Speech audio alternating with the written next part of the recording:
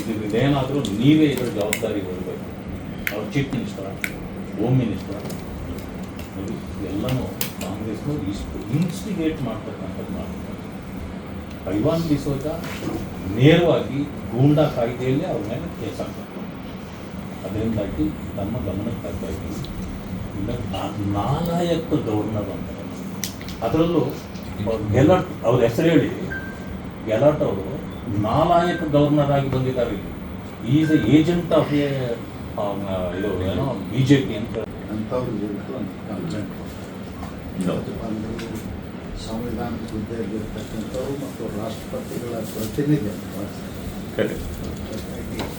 ಅಂಥವ್ರ ವಿರುದ್ಧ ಪೊಲೀಸರು ಸೋಮೋಟೋ ಕೇಸ್ ರಿಜಿಸ್ಟರ್ ಮಾಡಬೇಕು. ಮಾಡದೆ ಬಿಟ್ಟಿಲ್ಲ, ಮಾಡಬೇಕು ಈಗಾಗಲೇ ಗೊತ್ತಾಗಿದೆ.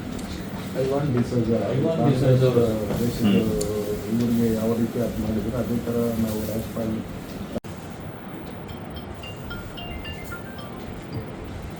ಧನ್ಯವಾದ ಸರ್. Thank you.